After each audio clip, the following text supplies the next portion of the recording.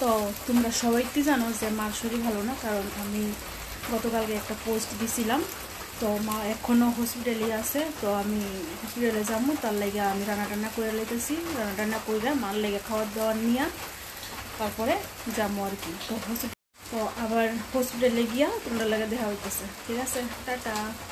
তো আমরা এখন আয়ে পড়লাম হসপিটালে, লিফটে আসি, যাইতেছি মার কাছে। তাই একটু বইছিলাম, বয়ে সেটা মারে খাবার দিলাম। তো মা খাওয়া দাওয়া করতেছে। তো পাশের বেডের মাসিমণি তারা ছেলের বউ তারা যাইতেছে গা। তো হয়ে গেছে আর কি যাওয়ার সময় যে একটু দেখার লেগে করেছে। তো মা করেছে হ ঠিক আছে, আমি আমারও পেয়ে গেছে, আমি কিছু হ ঠিক আছে।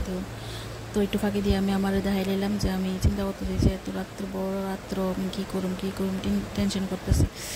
তারপরে দেখো রাত্র বাজে 12:30, আমি সবাইই দেখাইতেছি, কিন্তু সবাই ঘুমাইছে না। প্রায় কিছু কিছু মানুষ ঘুমাই গেছে আর কিছু কিছু মানুষ ঘুমাইছে না। মা ঘুমাই গেছে আর তারা বাকিরা কেউ ঘুমাইছে না।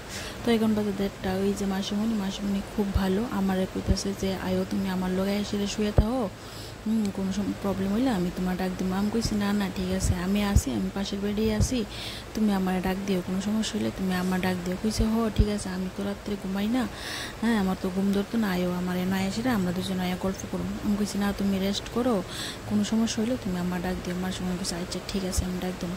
এখন বাজে রাত্র 3টা, এখন প্রায় সবাই ঘুমাই গেছে, এই মাসিমণিও ঘুমাই গেছে।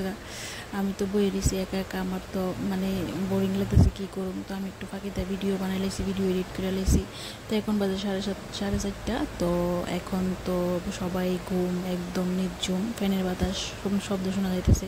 আর আমি এত আস্তে আস্তে কথা বলতেছি, কারণ এটা তো হসপিটাল, জুড়ে কথা কোয়া যাইতো না, আর সবাই ঘুমাইতেছে, তার লেগে আস্তে আস্তে কথা বলতেছি। তো গুড মর্নিং সবাই রে। তো এখন বাজে সকাল 6টা। সবাই রাত্রে আরামসে ঘুমাইছে, এখন সবাই উঠছে। তো ফাইনালি সকাল হয়েছে।